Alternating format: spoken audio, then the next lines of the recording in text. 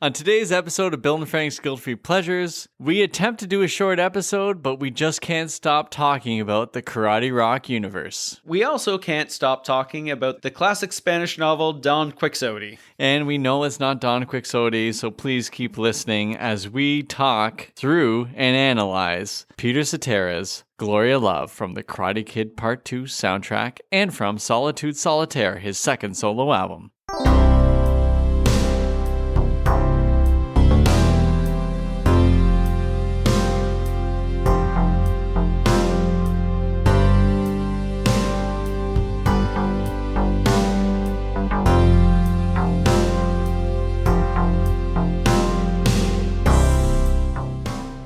As a part of Movie March Madness Month, or whatever we're calling it these days, we have a first on Bill and Frank's Guilt-Free Pleasures. It's a paradoxical first in the sense that this is the second time that we're talking about the Karate Rock universe. So it's a first but a second. Oh, very good. Okay. Yes, you're right. It isn't possibly a last unless there was a Karate Kid 3 Rocky 5 combo. Well, they're both terrible movies, so There I we think go. there is a correlation there. There is. Yeah, they're both headed towards disaster. Yeah, absolutely. So today's song is a big one. And this is one that we've kind of danced around for years. Yeah, I don't feel that we were confident enough to do this song. I still don't feel confident enough to do this song. Oh, we got this, Frank. Do we? Yeah, we got this. Okay, good. I'm glad one of us understands. But today we're talking about Glory of Love by Peter Cetera.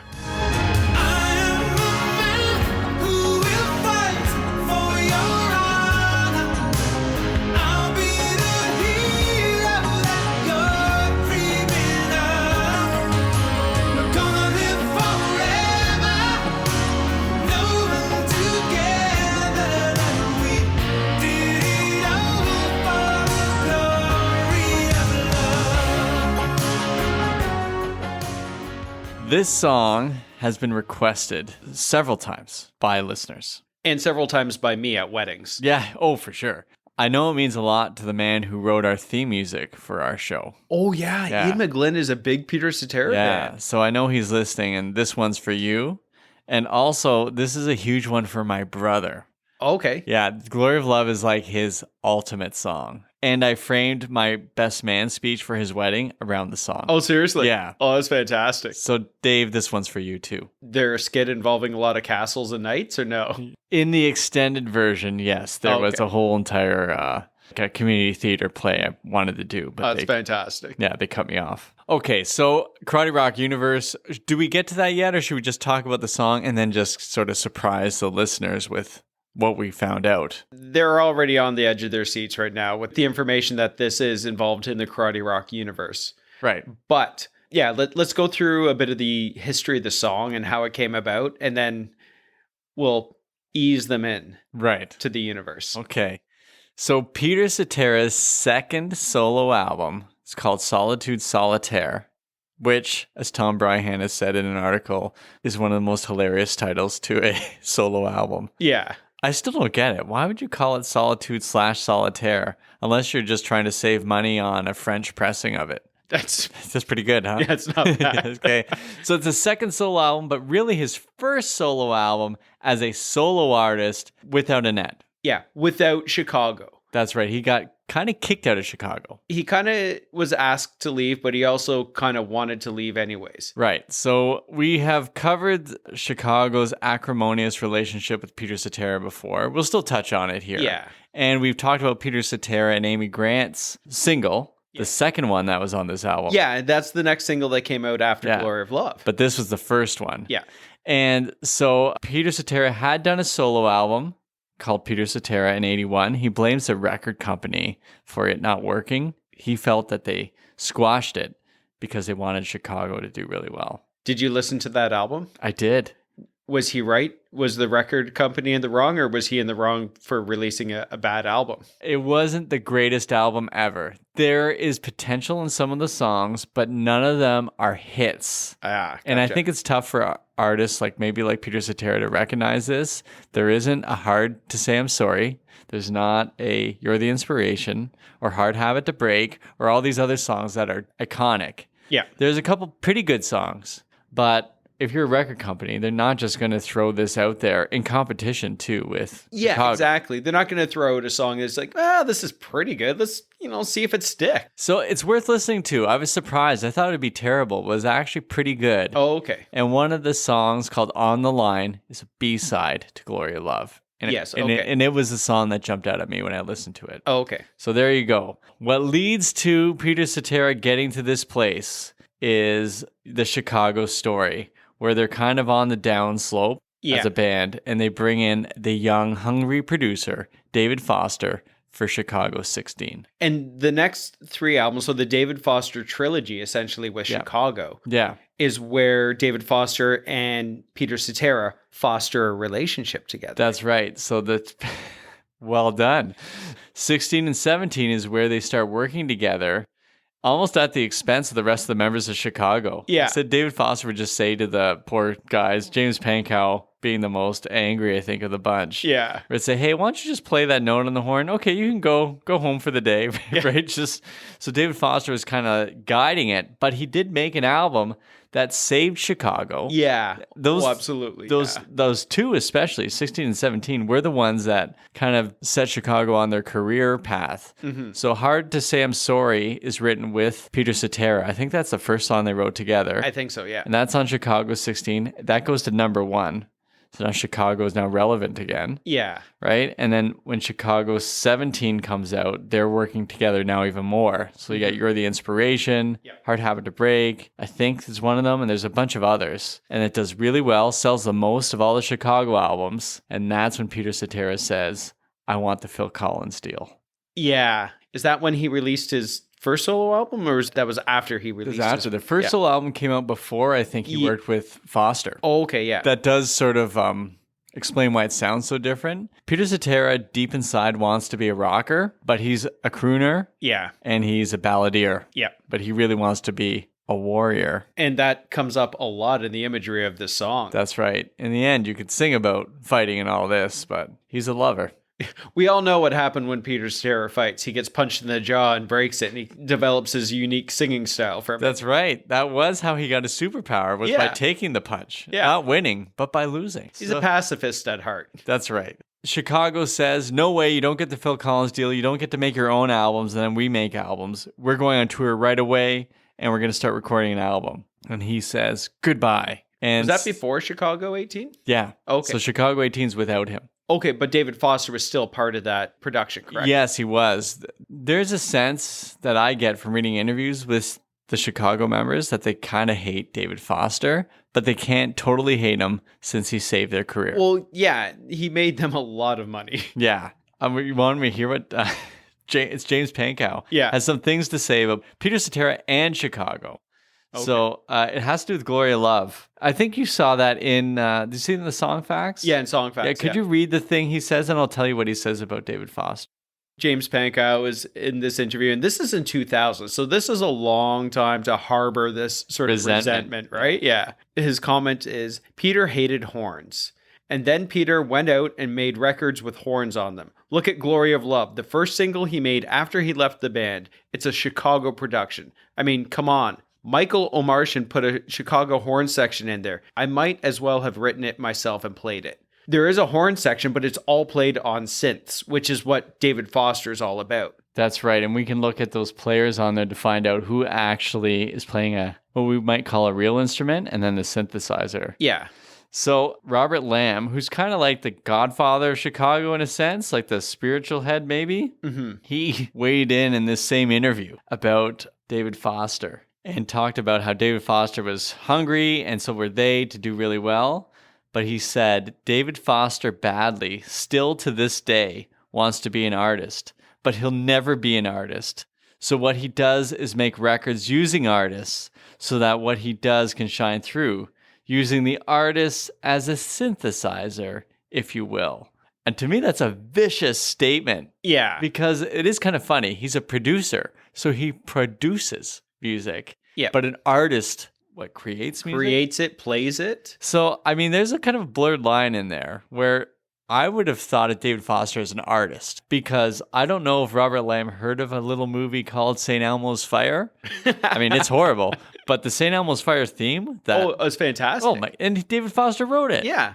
Ergo, artist. But it's also similar to our episode on Delight and taking samples and mixing them together. That's kind of what a producer does, is he takes all the music that is played in the studio and he puts it together in a way that brings the song out, right? Yeah. So there is creation in that sense. He sees a bigger picture than everybody else. He brings all of their parts and creates the whole. He creates the forest, not just the trees. Wow, you are on an eloquent kick today. So that brings us to the origin story of Glory of Love itself. Yeah. So we have Peter Cetera on the way out from Chicago. I think he wants out anyways. I think he did too. He hates Chicago. He kept saying, oh, it wasn't really that bad of a breakup, but it wasn't like a sweet breakup.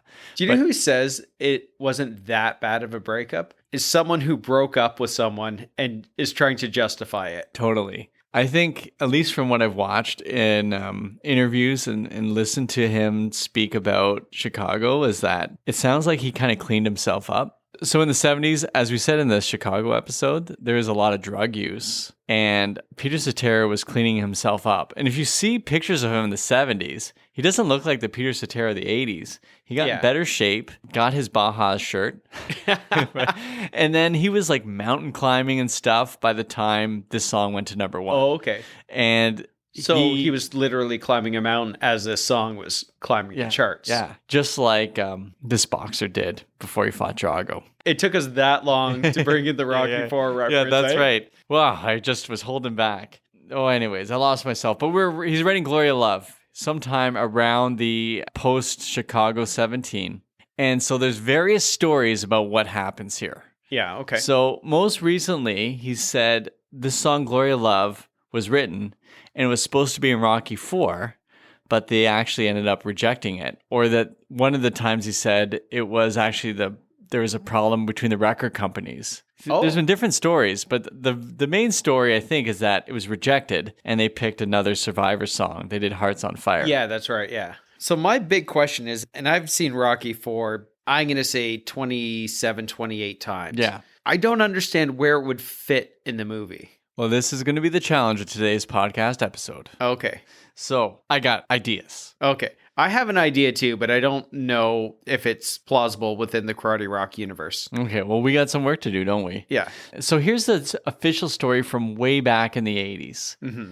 That it wasn't even fully written yet. Okay. Okay, so I got the Billboard Book of Number Ones, and in it says, while working on the Solitude Solitaire album, Cetera met with Jerry and Bob Greenberg, who were president and executive vice president of this new United Artists company. Now, this makes sense because I thought United Artists was involved in Rocky IV, and they were working on the soundtrack for Karate Kid Part 2. And I love this. He says, initially, it played them a more up-tempo song, like they don't make them like they used to, which is on Solitude Solitaire. Pretty good song. Yeah, yeah. And Peter Cetera said, which they liked. I love that because no one's listened to this song ever. Yeah. But he has to put in for, listen, I got a rock song, and they liked it. It was good. Yeah, it was good. It was a good song, guys. And they said, we're kind of looking more for a ballad. He goes, well, I got something that's not quite finished. And then here's the story. He sang them a few bars of it. So I would love to know what he's saying to them. I imagine he goes, I am the man who will fight for your honor. And then we'll take it. Yeah, that was exactly, right? It hadn't been finished. But Cetera struggles with writing lyrics. He's not big on writing songs. He says he'll only write songs if he knows he has an album due, like a student who won't study till the test is coming up. Yeah. And he had trouble finishing the song. And so his wife at the time, Diane, helped him finish it. And so he did the same thing where he mumbled out words. And she thought he said Glory of Love, but he hadn't. And she wrote in Glory of Love. And so they wrote out the lyrics this way. Do we have any idea what he No. thought that he sang? But because it was mumbling. He was That's mumbling. Right, Yeah. So I have some ideas that I'll bring up later. And said if Glory of Love hadn't been chosen for the soundtrack, he said no one would have heard it because I wouldn't have put it out as a ballad. I didn't want that to happen. It was supposed to be a rock song? Well, this is where I'd call baloney on him because you don't pick the song, your record company picks it. Yeah. The first song that gets chosen was Glory of Love. And what's the next song that gets picked? The Next Time I Fall. Yeah. Not an up-tempo song. No. And then the third one, I think, at least for me, which was in Three Men and a Baby, Oh, right. Daddy's Girl. Yeah, that's right. Such a good song. Oh my goodness, it's so moving. Yeah. That's about as much of a rocker as Peter Cetera is Yeah. going to give us anymore. There's the story. Glory Love shoots to number one for 2 weeks in the summer, like August of 86, I believe. Yeah. And he told his record company to give him a call when it went to number one. Wow. And when he heard it was number one, he was rock climbing, right? He was been rock serious? climbing. Oh, They had to find Jesus. him. And he's like, yeah, Why I knew. did they just call his cell phone? Yeah, well, that's it. I'm trying to think about how they reached him. Would they just wait at the bottom of the mountain for him to come exactly. down? Peter, it's number one. I want to think that they're holding like a gold record and shining it in his eyes. Just blinding him. This poor guide fell all the way down. Oh, well. So, yeah, he's there, and Stallone has run past him to film Yeah. for whatever movie he was Yeah. making at the time. Because he's training old school as opposed to Drago, who's training That's with right. all technology. Actually, I like to think that Cetera is also training his voice old school. Yeah, by getting punched in the face. Yeah, I'm thinking while Chicago's in the studio doing their work, Cetera's climbing a mountain and practicing singing while the air is getting thinner. Oh, gotcha. Yeah. So it's and just his wife is there writing lyrics down as he's exactly just moaning things out in low you oxygen. can't win. So that's the story, but the Rocky IV story intrigues me because if this is true, and it sounds believable, that when they brought the song to Rocky IV, it's not like they gave a full song. They gave Peter Cetera humming lines, right? It wouldn't Yeah. have been finished. So he would have been, but he's not singing Glory of Love. He's singing something else. Yeah. Here's what I think he's singing. We did it all for the Warrior's Code, Okay. which suits the Apollo Creed, Sly Yeah. Stallone story. Exactly. And Ivan Drago's story, which I will argue today. What part of Drago's story? We'll bring it up later. I don't want to. All right. I don't want to jump in there yet. As we talk more about the Rocky movie that it was rejected from, as opposed to the Karate Kid movie that it was a part of. Now I know we're coming off the last episode where we talked a lot about Rocky 3. Yeah. Not a lot about Karate Kid. We're going to correct that this week. We will talk Karate Kid 2. But also mostly Rocky 3 again. Yes, of course. It is the best of the Rockies. After watching Rocky 4 twice this week, which now means I've watched Rocky 4 more than Rocky 3. All right, where are we going? We're going. I have no idea. Oh, yeah, we're going somewhere. We're here. rock climbing here. We're totally rock climbing. Okay, so we now need to talk about, I think, the Oscars, because this was nominated for Best Song in a incredibly competitive year. It's no 1984, but bonkers this year. Yeah, give it to us. So this is part of the 1986 Oscars for Best Song in a Motion Picture. Right. The songs in the list are Life in a Looking Glass from That's Life. I don't know that song. No. All right. Who wrote it, though? Henry Mancini. You're right. So that's a big name. Yeah, exactly, right? Mean Green Mother from Outer Space from the Little Shop of Horrors. Right. Another one where they put a new song into the movie, so they're going to throw that in as an original. Right. Yeah, exactly. Here we go. Okay. These are the big three. Somewhere Out There and American Tail. Crazy. This is crazy. And I mean, we are going to do this song. Absolutely, we are. Oh, James Ingram, Linda Ronstadt. Oh, yes, please. Yeah, no, it's a perfect combo. So good. Then there's also Glory of Love, Karate Kid Part 2. Yeah, which is like a perfect song. And then It's so good. So imagine having Somewhere Out There and then Karate Kid, and you have to pick between the two. Yeah. This isn't like the is it called The Good Son or The Bad Son? The Good Son. Where they had to hold Macaulay Culkin, and of course you're going to drop him for Frodo. Yeah. Right? But no, this is different. Okay, now you got these two. But you think he would drop Frodo because he has the ring and you need to destroy it in the fires of Mount Doom. If he just put the ring on, she wouldn't even see him, would she? That's true. So what is she holding on to? It's just empty air there. Well, I think you could still hang on to him. You just can't see him. Yeah, because you could bite his finger off like exactly. Gollum did. We're a little all over the place here. We are, Yeah, okay. So you got these two you're holding over the cliff. Yeah. And then all of a sudden, the one that's holding it is Take My Breath Away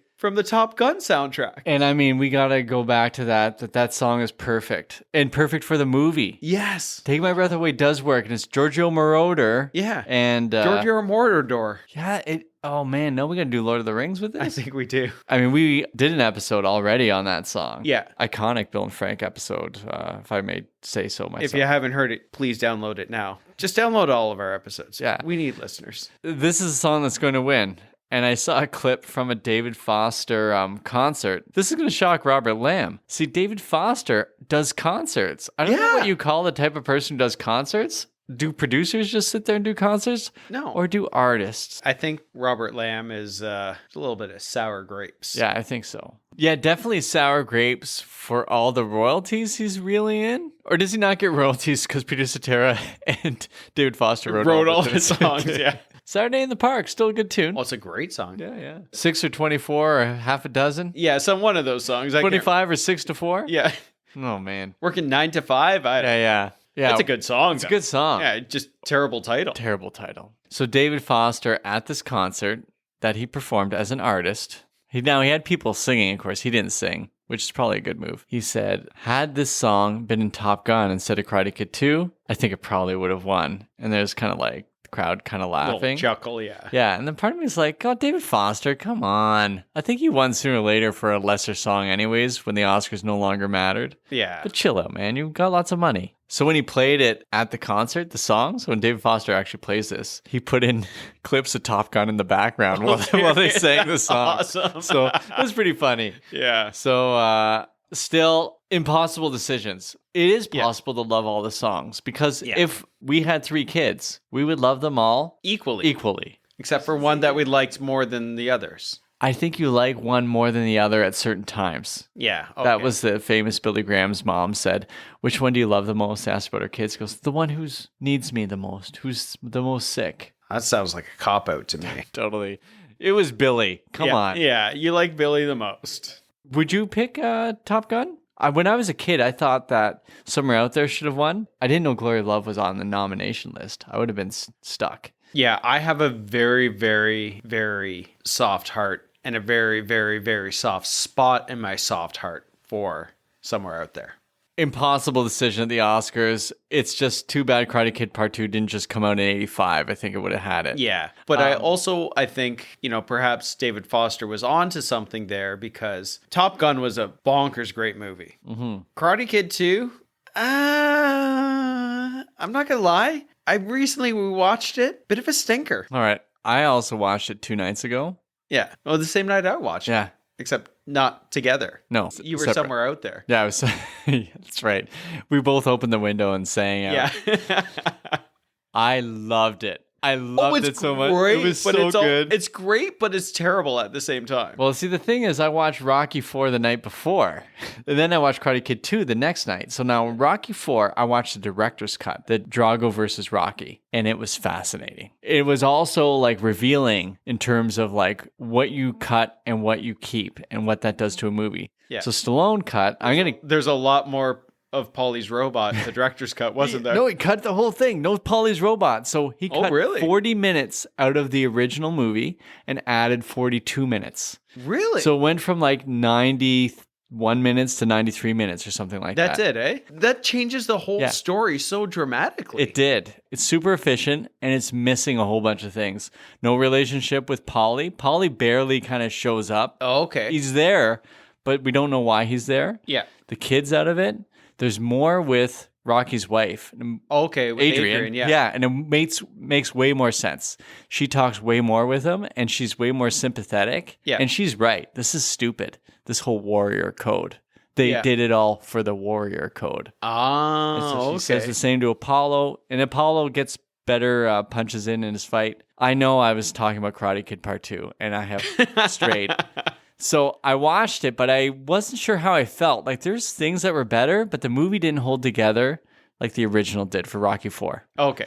And so the next night I watched Karate Kid Part 2. I got so many notes here, Frank. So I need to go back to my Rocky 4 notes too to make sense of all this. Yeah. But Karate Kid Part 2, I was not expecting to be as moved as I was when I watched it, because when I taught like an ESL class, I remember way back, and there would be like refugees who would come in, and I never knew who was coming in. Like every day would be someone new, but there's like a core group, and we watched The Karate Kid because it's like fish out of water story, and it kind of sits in really well with sort of the immigrant story. And then I thought, oh, we'll watch Karate Kid Part 2, and I'm like, wow, this is way slower. This isn't like Karate Kid 1. So I was expecting that when I watched it 2 nights ago. Yeah. But I loved it. I loved the movie. It was so watchable and moved at a really good pace. And I just liked the exploration of friendship and love. Did you also love the way that Daniel saved those children from electrocution by whipping the power lines with his belt? Yeah, with his belt. What a brilliant move. I'm like, I didn't realize he was so smart. Is that what it was? It would still conduct electricity. It would. It wasn't a rubber belt? No, I don't think so. Plus it's wet and raining. Yeah, so. That's true. But he was so brave. And the other guy, whose name is Chosen with a Z, he didn't go out. He was a coward. Yeah. Now he was dead to Sato. So I have written here Karate Kid Part 2 notes. Better examination of friendship compared to Apollo and Rocky. Also, here's the big one. Better examination of manhood. I got more here written. Okay. The violence in Karate Kid Part 2 is not glorified. He had no choice because he was stuck in a moat. But even Mr. Miyagi had to choose to face Sato to save the village. Yeah, and he never wanted to fight. There was no even sense that he was angry enough that he needed to fight, like in Rocky. Like, no, I need to do this. I mean, Rocky's different because his job is a boxer. Mm-hmm. But the understanding is the only way to show yourself as a man is to fight. And the movie in Karate Kid Part 2 is like, no, you never fight. You never fight. And even when Daniel fought at the end, it was like a no choice thing. It was supposed to be a fight to the death too. Yeah. And they just said no. Then he just honked his nose. Yeah, he honked. Spoiler alert. So Daniel has to save Kumiko, right? Because she's there. And she gets like knocked out by Chosen. Yeah, like badly. That was a bad punch. And that's what interested me in Karate Kid 2. It was like the fighting was so much of an afterthought. And then in Karate Kid 1, the fighting was the whole deal. Yeah. Karate Kid 2 is really exploration of love and friendship. Now that I'm thinking about it a little bit more, the fighting in Karate Kid 1 is John Kreese's will being imposed on his students. Right. This was the student going rogue. Right. And choosing violence after the master sort of chose forgiveness. Right. Yeah, that's right. And it is about forgiveness. It's a really good movie. Okay, I'm starting to rethink it. Oh, good. Maybe I was looking at it strictly from an acting point of view because the acting's not great. But 80s acting. Yeah, 80s acting is so different too, right? But man, you got to go to Rocky 4. Like the acting is pretty bad. Oh yeah. Because Stallone as director and screenwriter isn't really interested in the story like he was in Rocky 1. Oh yeah, Rocky 1 is a great story. Yeah, but this one, he just wants to move things along, get to his music videos, and he's regretful of it. There's a really good documentary that you can watch on YouTube on the making of the director's cut of Rocky 4. So when did he make the director's cut? 2021, during the pandemic. Really? It's fascinating. So we'll put a link in the show notes to the documentary on it. This is where you have him as a 75 or 76-year-old starting to think about the mistakes he made as a young filmmaker and how he even regrets how he treated Apollo especially. Oh, really? It's really interesting. Oh, cool. Okay, connections between Karate Kid Part 2. We will get to this song, but Karate Kid Part 2, Rocky 4, both begin with flashbacks. Yeah, that's right. They tell you the end of the movie. Yeah. And then kind of reframe it a little bit. When Daniel shows up at Mr. Miyagi's place in his wrecked car, oh man, Allie just broke up with me. She's in love with some football guy. I don't even know what she did to my car. And he's like, okay, your high school kid whose first like real girlfriend just broke up with him. And you're really not that torn up about things. Oh, yeah. It was just like, we couldn't get Elizabeth Shue for the second one. It's like, all right, this is a throwaway line. This is how we move the plot along. And similarly to Rocky 4, they interviewed Ralph Macchio recently. Okay. And he said, as a young actor, I didn't even think about how Elizabeth Shue would feel about what they did to her character. Yeah. That they would just write it off like that. Yeah. And so he felt that it was unfair to the character she played in Karate Kid 1 that she would just do this. It's not in keeping with it. Mm-hmm. And I thought, like, who cares? It's the next movie. Yeah, exactly. The real big problem here is Yuki doesn't show up in Karate Kid Part 3. Yeah. I don't even want to talk about it. Karate Kid 3 doesn't exist, neither does Rocky 5. Yeah. No, And no. and Drago versus Rocky, I think establishes that Rocky 5 doesn't really exist. He somehow loses his money. We don't know how. We don't care. Well, Rocky 5 didn't happen. It's the IRS, man. That's true. And Rocky's financial malfeasance. Nice callback. Okay, well, I think we both agree. Glory of Love does fit better in Karate Kid 2. He also claimed that it was tweaked for Karate Kid 2 in interviews. But Okay, so wait, we're talking about the song again. yeah. Okay, perfect. Yeah. People are following what we're talking about here. Now, tweaking it doesn't make sense if the song hadn't been written yet. Yeah, exactly, So, right? what's the true story? Did his wife finish the lyrics for him, or did he have a completed song for Rocky 4 and then tweaked it for Karate Kid 2? The one that makes sense to me is that Diane had to complete the lyrics because Peter Cetera is notoriously bad at meeting his deadlines. Yeah. So, He's just a bad student. yeah, he's a bad student, but he's a kid who does really well on the test and betrays all the things you're trying to tell students about what a good student does. He still gets the mark. So, he's still humming for Sylvester Stallone, who really is just looking for Eye of the Tiger. So now let's talk Glory of Love. It was played during the date scene in Karate Yes. Kid 2. It's pretty sweet. Yeah.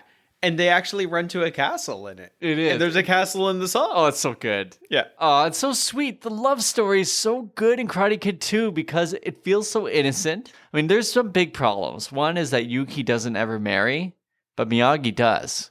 Yes. That feels unfair. Yeah. Sato also doesn't marry. Yeah. So, like, this is tough. This love triangle is unrealized. Mm-hmm.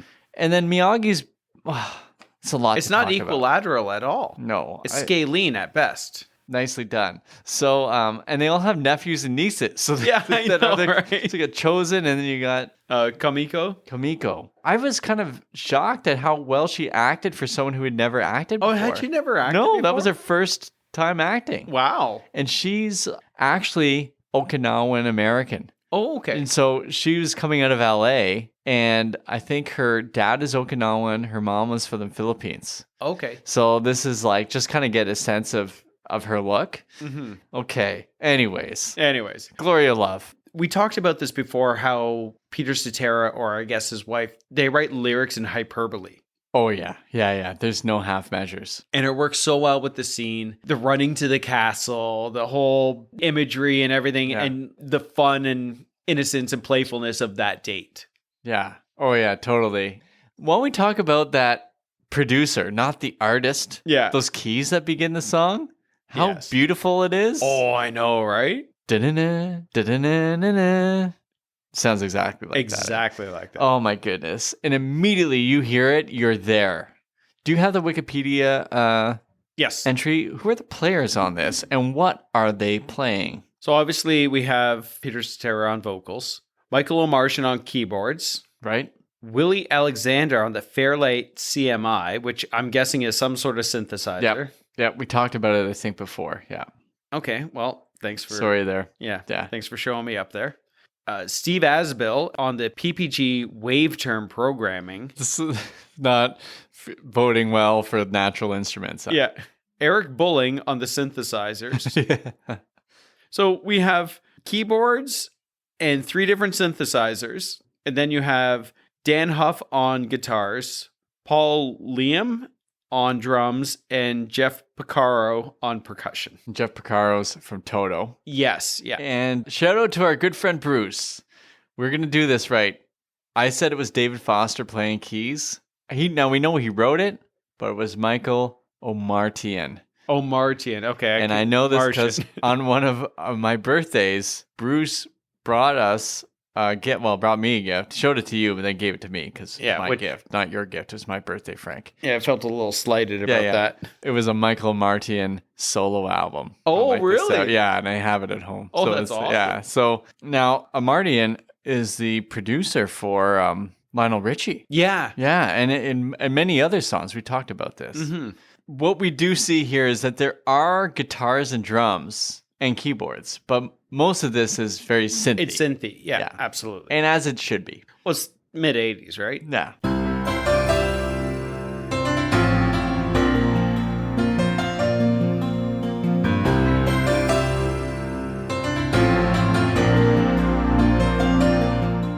So we got that beautiful opening. Beautiful. And it sets this all in motion. And now let's go through those lyrics for the first verse. Or maybe it could be 2 verses. I got it in I have sections. verse 1, verse 2. Okay. Before the first chorus. This is an 80s thing too, where you do verse 1, verse 2, and Yeah. then go chorus. Mhm. Tonight it's very clear, as we're both lying here, there's so many things I want to say. I will always love you. I would never leave you alone. Tonight it's very clear as we're both lying here. There's so many things I want to say. I will always love you. I would never leave you alone. Okay, well, there is the hyperbole. I will always love you and I will never leave you alone. Yeah. Even if I die. Yeah. I will never die. Even if I'm on fire, I'm going to love you. I like the simplicity of it. And tonight, it's very clear as we're both lying here. So I'm imagining 2 lovers in bed. But maybe it's No, Daniel. they're just holding hands. Okay, but they're lying down. Yeah. Okay. All right, Lying that's down, fine. holding hands. So it could be Daniel and Kamiko lying down by the castle. Okay. Just all right. holding hands, though. Okay, fine. I also think it could be Rocky and Adrian lying in bed before he leaves for his flight to Russia. Also, I think it could be Miyagi and Yuki as well, because he does promise that he won't leave her anymore. We're not Okay. talking about Karate Kid 3. What do you think about that, Frank? What do you think about that first verse? Anything more we can pull out of there? I don't know. There's not a whole lot to say, right? Yeah. But there is a sweetness and an innocence about it. Just like you said, the hyperbole is there. We're lying here. I love you so much. Right. There's so many things I want to say. And it's just one of those sort of almost innocent, sweet, saccharine moments. Right. And now Tom Bryhan, who wrote for Stereo Gum, says it's like doofus bad boyfriend because the next verse shows Yeah. he's a bad guy. I don't feel that way, but we'll go to this. Yeah. Sometimes I just forget, say things I might regret. It breaks my heart to see you crying. I don't want to lose you. I could never make it alone. Sometimes I just forget, say things I might regret. It breaks my heart to see you crying. I don't want to lose you. I could never make it alone. So that means we got some tension here. Yeah. In defense of this song, in opposition to Tom Bryhan's take on this, I'm not always the best at reading the room. Mm-hmm. I say dumb things all the time.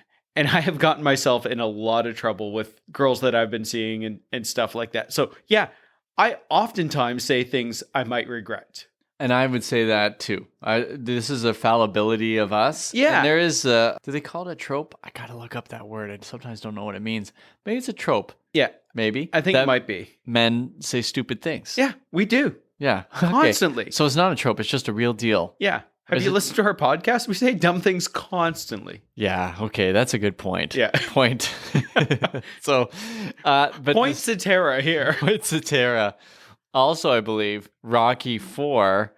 This is him leaving Adrian. She's maybe crying. Although I think she said something she'd regret when she said to him, "You can't win." Oh, yeah. And then he said, "Adrian always tells the truth." This comes out clearer in the Rocky Oh, Drago version. But I don't think Daniel ever did this to Kamiko. No. However, Miyagi did do some things he regrets. He talked about being stupid because he left without bringing her with him.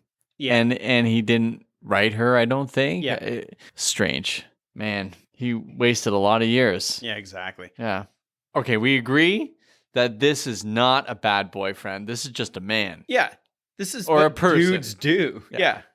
And so this leads to that building music. Oh my goodness. The build to the chorus is bonkers good. So good. Here it is. I'm the man who will fight for your honor. I'll be the hero you're dreaming of. We'll live forever knowing together that we did it all for the glory of love. So you've heard what Cetera said about the chorus, right? I need to hear it again. Okay. He had an interview with the Chicago Tribune, which is Is that ironic? Because he was in the band Chicago? He also came from Chicago too. Okay, I think it's just coincidental then, isn't it? Or fitting? Or fitting. Yeah. Okay. Yeah. Even though he's living in Idaho, I think by this point, where he resides. He's lived in Idaho since the 80s. Why would he live in Idaho if he's a mountain climber? There's no mountains in Idaho? I don't think so. Yeah, I had a moment where I'm like, well, I guess There's a Idaho lot of must have mountains. potatoes. Big ones? Do potatoes grow on mountains? Big ones do. Okay. Those classic mountain potatoes.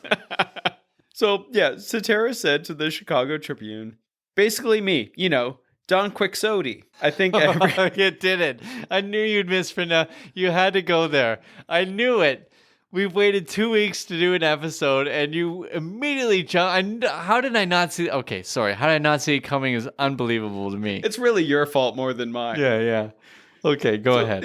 He says, I think every man sees himself that way. I think that every lady sees that a song as being about looking for the man who's going to die for her honor. I think the secret dream of everyone in the world, man or woman, is to be a fairy tale prince or princess. It's amazing.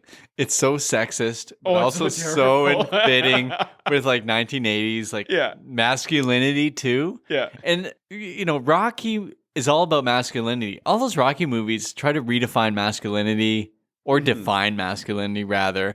And the Karate Kid is also doing this, right? What does Yeah. it mean to be a man? What does it mean to be a friend as a man? And all these sorts of things. It's really interesting. They don't really come to satisfying answers. I mean, certainly Rocky doesn't. I feel Karate Kid gets closer to it. In Karate Kid 2, yeah, because he has that moment. It's like, live or die, man. And Chosen says, I choose death. And then He doesn't do it. he doesn't do it. He just honks his nose. Yeah. Because violence isn't the answer. And they talk about this because it's Okinawa and you see the military planes always around them. Yeah. And it is this real interesting reminder of like American maybe imperialism or something like that, even though it was filmed in Hawaii. But it worked because Hawaii has these bases too. Yeah. And you have the moment where Daniel talked about how many Americans died in this war. Yeah. And then I think Miyagi might have mentioned how many Yeah. Okinawans died. Yeah. And then he just said, people are so stupid. War Yeah. is so stupid. Man is so stupid, sort of thing. I'm Yeah. like, oh, this is good. This did not come up in Rocky until the speech after the fight where Yeah. they tried to kill each other in the ring. Great movie. I got to say, I love both of these movies. Rocky 4, I was saying I didn't like. And I just told you, I think off mic here, that I had to rewatch Rocky 4 again last night just to prepare myself. But the truth is, I just wanted to watch it again. I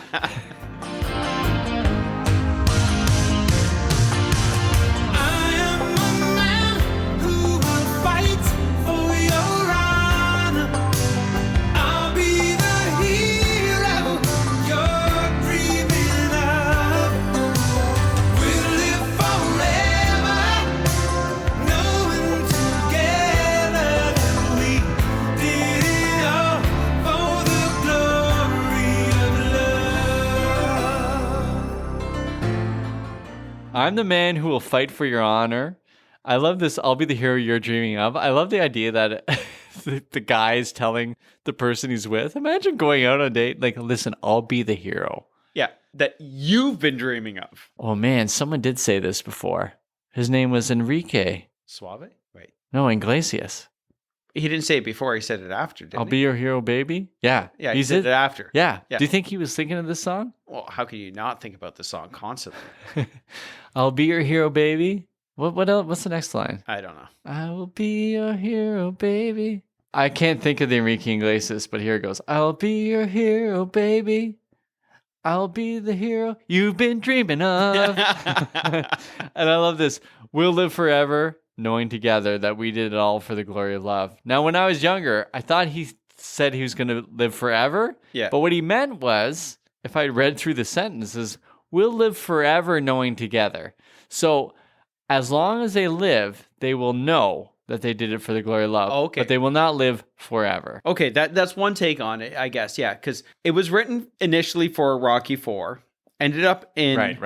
Karate Kid 2. Right. But my comment would be, do you know what movie it could never be written for? All right, you want me to answer it? Yeah. I have this with Elijah where he asks me a question, I answer it, and he just has a fit. that he didn't want me to answer it. Oh, okay. You're not going to start crying. No, I probably won't. Highlander. Exactly, because there can only be one. You can't have Will Live Forever because there can only be one. Yeah. This is the one movie that this song could not be written for. That's right, because he had to cut her head off. Exactly. To To experience the quickening. Okay, I have written here Apollo's Creed, which I thought was very clever. Also, I had this vision of doing redacting. So in biblical studies, which I started my seminary experience in and promptly quit to go into teaching, which is what you do when you've quit everything else. You have nothing else to do. In seminary, they talked about that there was redactor in a lot of these stories in the Bible. Yeah. That someone came in and would either add things or take things away. And so I'm wondering if we could do this with Glory Love and say, okay, is there a sense that there's something underneath this of another earlier story? So when he says, I'm the man who will fight for your honor, I'm wondering, Frank, if Peter Cetera was writing this about a man's love for America, like Apollo Creed talking about fighting for honor. Oh, yeah, okay. And to Rocky IV's credit, it sees it as misguided. Even in its original form, it sees it as misguided. You have to look really closely, but in the newer form, it has recognized that we don't fight like this. And fighting is stupid. Oh, fighting's dumb. Don't you feel really good to be so old that you can't go to war? It's so nice. If there was a war, I would just move. I'm not letting my kid go to war. Especially, I don't know why they'd send a 5-year-old to war, but I'm not letting it happen. Somewhere in there might be something about Rocky IV. It just doesn't work though. Because it does work for the glory of love. It does work for like when you're in love to say these over the top things. Exactly. Especially when you're in love after 4 days in a completely different country where apparently they all speak English and you've gotten over jet lag like that. That's a good point because I passed out when I even went to Scotland. I was out. I was drooling in the back of a car. I remember waking up like, I think I'm drooling. I'm so tired. I just want to go to sleep. I can't imagine going to Okinawa, but you did go to Japan. Yeah, I went to Tokyo. Yeah. How was that first day? I was terrible. They lost my luggage on the way there for one thing. Oh, man. So I was wearing the same clothes for like 36 straight hours. It was gross. I'm trying to think about how bad Karate Kid 2 would be if it was just Daniel being a total pain in the neck because he was just grouchy because he didn't get enough sleep. He's just measuring. Like, Mr. Miyagi, I'm so tired. Why can't I just nap? Why do I have to train? What was he training for? I don't know. All right, okay. Because Mr. Miyagi told him he was at the beginning that his plan for him was early retirement from karate. Mm-hmm. Verse 3? Yeah. Did I have anything more I needed to... There's not a whole lot to dig into with these lyrics. Yeah. But we can say enough that, okay, here's what, the 4 days thing that you're saying. This is a lot like a summer camp affair. Oh, yeah. So you can do this in a matter of days. You fall in love. There's no one else around. You're a fish out of water. So all you know is this place and she's everything. Yeah. And Kamiko seems to be the only person his age in town. Yeah. It's just natural draw. Oh, exactly. It's, well, this is my only option. Here we go. Verse 3. You keep me standing tall. You help me through it all. I'm always strong when you're beside me. I've always needed you. I could never make it alone. You keep me standing tall. You help me through it all. I'm always strong when you're beside me. I have always needed you. I could never make it alone. That is desperation. But it's all hyperbole, right? And I can't say that word enough, even though I have zero idea what it really, really means. But that's a desperate man. I have always needed you. I could never make it alone. I love it. It's classic 80s man, too, where it's like, I'm strong, and I'm so in need of you or I'm nothing. Yeah, exactly. And it's... You're the only thing that completes me. That's right. It's a bit of a I'm just Ken can kind of come in there too. Like, who am I? I'm just a vulnerable man. I'm a weak man. And so this is like the 80s power ballad where these men with these fantastic perms and haircuts. Yeah. They must have spent so much time on. But they're also these warriors. Yeah. But they're also so tender at heart. Yeah. They just jump back and forth. And I must say, though, this doesn't fit with Karate Kid 2, but it fits perfectly with the Rocky movies. This is Adrian coming to Russia to be with Stallone. Yeah. And Okay. this is Adrian in Rocky 3 giving him the speech saying, Yes. you do what you want to do, but, I want you to, well, I guess, oh, actually, what did she say? I don't know. Because I can tell you what Rocky 4 has. Here's this great moment in Drago versus Rocky. Here we go. He says, I've never asked you to not be a woman. Don't ask me to stop being a man. That is the worst. That's so stupid. Oh, it's so dumb. Oh, it's so weird. Whatever it is to be a man. Anyways, so we have Adrian in Rocky 2 tells him to fight to win.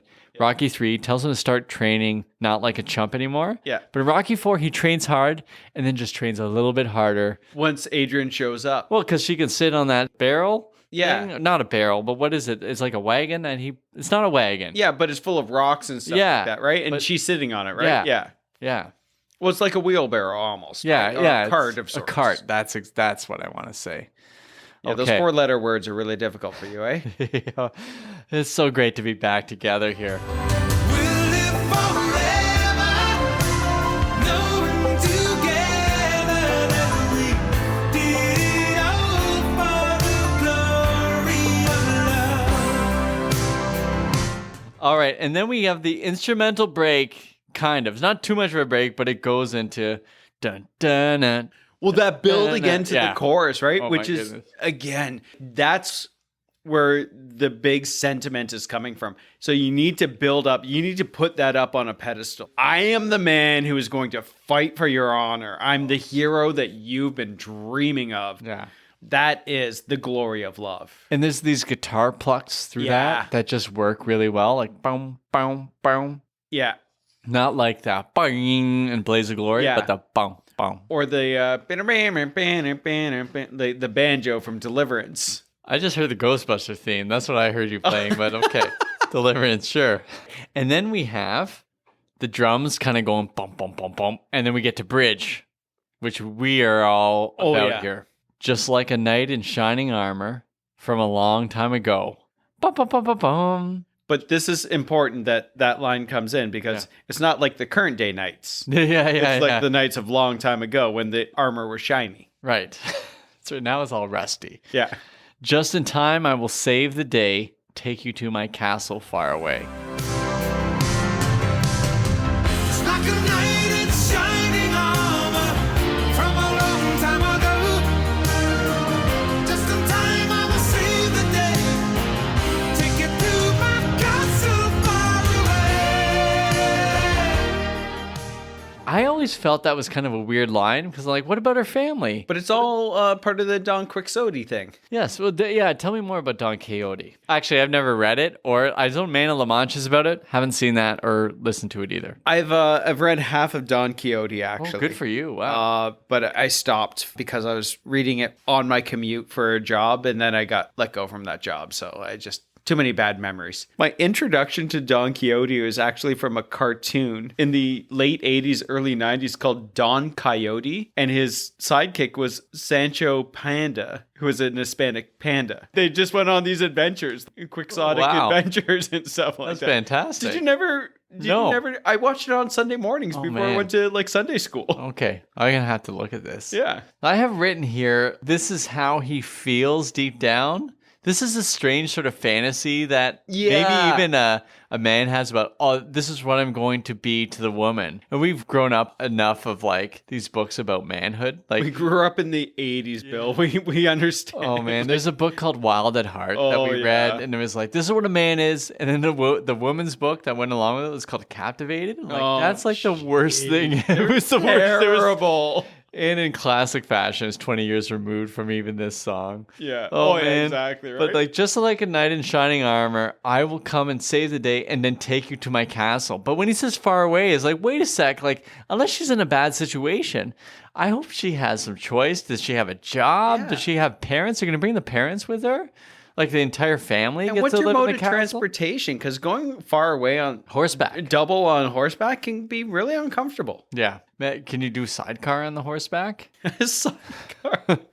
Just Well, strap a sidecar onto the side of the horse. Or do you have to strap like a little pony? Oh yeah. There's something there. I want to think about that. And then we get I don't think there's much to say about No, this. no, This is the most over the top that a ballad has. I don't know of a more over the top No, this thing is. to say. I wouldn't hesitate to say that this is even more over the top than a Jim Steinman song. It is without the lewdness. Yeah. Yeah, definitely. We get that interlude electric guitar right away after the bridge.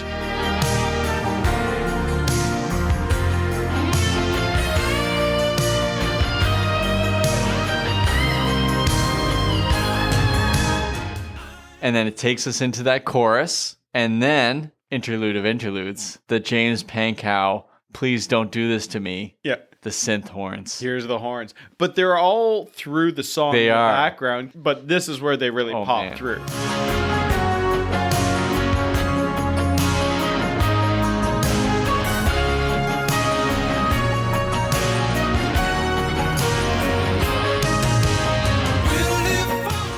And to me, I have written here, because this would be a category, but this is the part that brings me joy. Yeah. When those horns come in and then they go back to the chorus, we'll live together, knowing together, we did it all for the glory of love. And then, ooh, We did it all for love. dun, dun, dun, and then the synth sort of hits. Yeah. And I wrote down synth heaven. Yeah. Here. it's- We did it all for love. We did it all for love. We did. There's an extended version of this that just has the bluesy guitar that keeps going. And I'm like, oh, this is terrible. I'm like, no, you're supposed to be moving that thing on the fretboard down. yeah. Stop it. Oh, Stop it. on the soundboard. Yeah. Just let it fade out. If you watch Karate Kid 2, the end credits plays the song, and as it's coming to an end, they somehow like loop it just Oh, back okay. to the other. I was Yeah. like, wait a sec, what did they just do there? It wasn't even a real extended mix. It's like, yeah, we'll just go back a couple Yeah. bars. There's too many key grips on this movie. Oh. We need a longer song. It was so good. Oh, I love the ending. It's so beautiful. Okay, Frank, we've talked a lot about movies, but there's an important film that we need to talk about, the Gloria Love video. Oh, yes. Could you talk a bit about your feelings about it? Considering the importance of this song and my coming around to the movie that it's in, Yeah. Karate Kid 2, it's a great movie, but it's also a terrible movie. The video is a great song, but a terrible video. Yeah, it is awful. It's 'Cause- awful. It's Peter Cetera In a dojo. in a Mojo Dojo. Yeah. And then there's just scenes of the Karate Kid playing on the different panels as they open and kind of close. Yeah. And he is doing a very uninspired lip sync with uninspired possible dance moves. I don't think he blinks through the entire thing. No. Very conflicted in saying this. He looks like he's part of a cult. Yeah. So here's the He thing. might be a cult leader. If you look at the single, like the cover for the single, Yeah. he looks either like he's dead or he's a cult leader. He's just got his eyes wide open. Like, is Yeah. he like, what's going on here? And why would anyone take that picture? And when he's looking dead in the eye of the camera, like they Yeah. should have had him looking to the side, Away from, yes. but he's looking right at the camera. And his moves are so weird that I feel like I might be in an infomercial. I will say, though, that my favorite moment of the video is, I think it's the final chorus. He does this thing where he frames his face with his hands. Yeah. And it's like, I am the man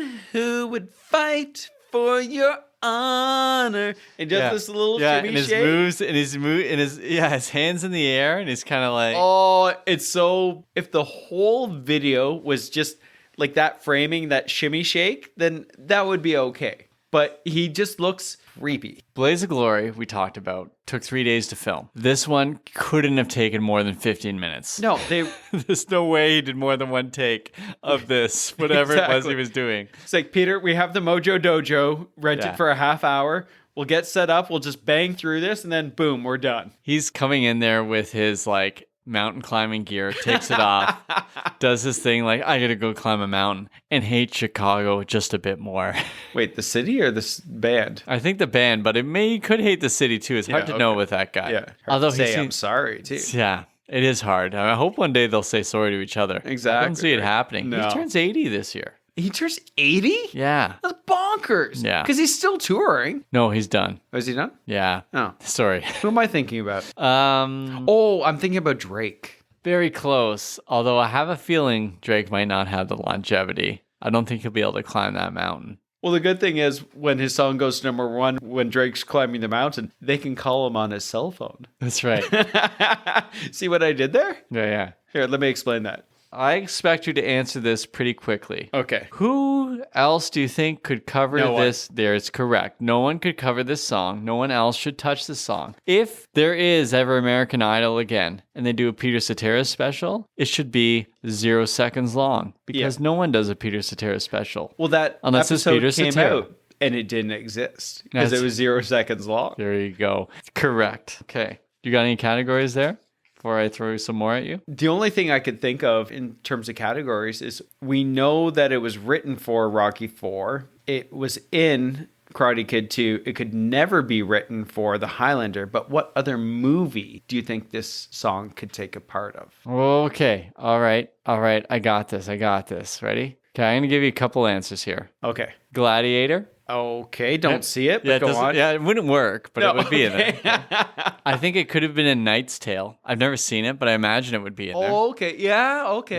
Yeah. Rob Roy. It would work perfectly in Rob Roy. Okay. That's my answer. That's your answer. Yeah, because he does fight for her honor. Yeah, exactly. But there are 0 contemporary songs in Rob Roy. It needed it.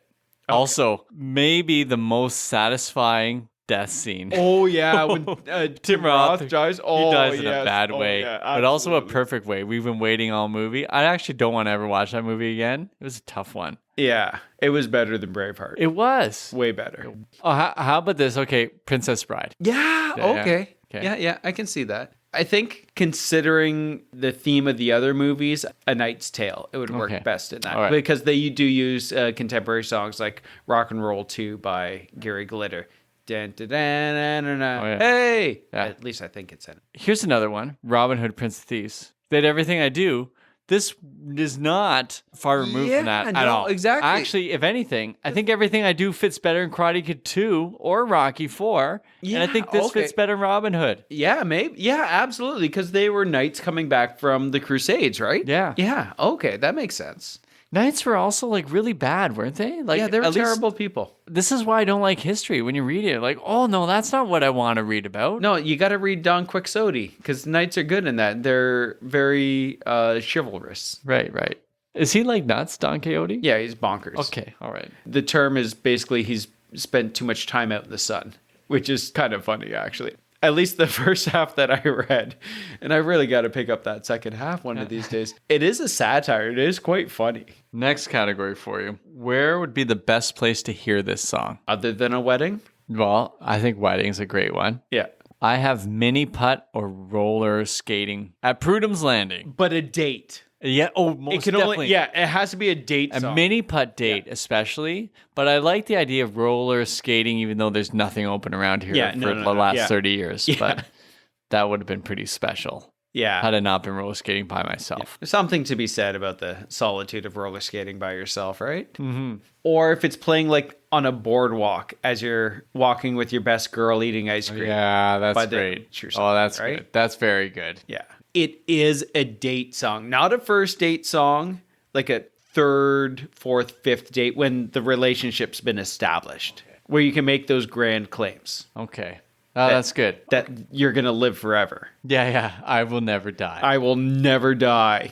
Did you bring a mixtape to the proceeding? I think that I did. I think you did too. All right, let's do this. Okay, so it is well known that Peter Cetera left Chicago to start a solo career. So my mixtape is solo artists who left bands to start solo careers. Okay, great. I'm going to start with Belinda Carlisle, who left the Go-Go's with Heaven is a Place on Earth. Steve Perry, who left Journey with Oh Sherry. What a song. I know, right? Robbie Williams, who left Take That with Angels. Good one. Lionel Richie, who left the Commodores with Stuck on You. Nice callback. Yeah. And then I will finish it all off with Steve Winwood, who was in the Spencer Davis Group and Traffic with Back in the High Life again. Well done. Those are good. Those are very good choices. Belinda Carlisle's a special place. Sooner or later, we're going to be getting Oh, better. absolutely. Actually, pretty much all those. You actually listed all ones that are most likely coming up. Pretty much, yeah. Okay. Mine is more thematic. Okay. It's dealing with themes of Karate Kid 2 mostly, maybe a bit of Rocky 4, but Okay. Karate Kid 2. So it opens Gloria Love, of course. Everlasting Love by Howard Jones. Oh. Looking for something that matters and goes longer. Then Friends, Michael W. Smith. Yes. Second version, the Cynthia version one. Yeah. Not the project version, but the greatest hits version. He did a couple more versions. He did Never about 12 quite- versions. Yeah, never did quite get it. Yeah. Then something super on the nose. I don't know if you know this song. Karate Kid Part 2? No, it's called Daniel by Bats for Lashes. Oh, yeah. I know that song. What yeah. a song. It's and written great. about Daniel Yeah. from Karate Kid. Yeah. Oh, I forgot Yeah. about that song. And that then transitions into Love is a Battlefield by Pat Benatar. Nice. And then it ends with The Warrior Scandal featuring Patty Smythe. Nice. Very proud of that one. That's really good. Well, that's really good. Yeah. So there's my mixtape. I've been waiting all week for this. Good call with the Bat for Lashes. too. Yeah. What a song.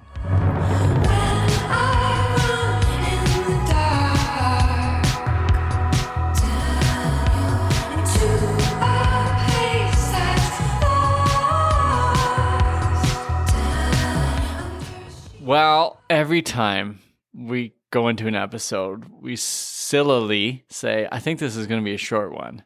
Yeah. But I didn't do that this time. I texted you yesterday and said, I think this is going to be a long one. And you weren't incorrect. Yeah. Not at all. It's tough because Rocky 4 means so much, Karate Kid 2 means so much, and Yeah. the song means so much. Oh, I know. And you know what? We could have talked so much more about the song or the movies. Mm-hmm. This easily could have gone on for a long, long time. Yeah. But we're just coming back to recording again after about a 2-week break from sitting in the Winchester. And tonight, it's very clear as we're both talking here that there's so many things that we want to say. But- I will always love you.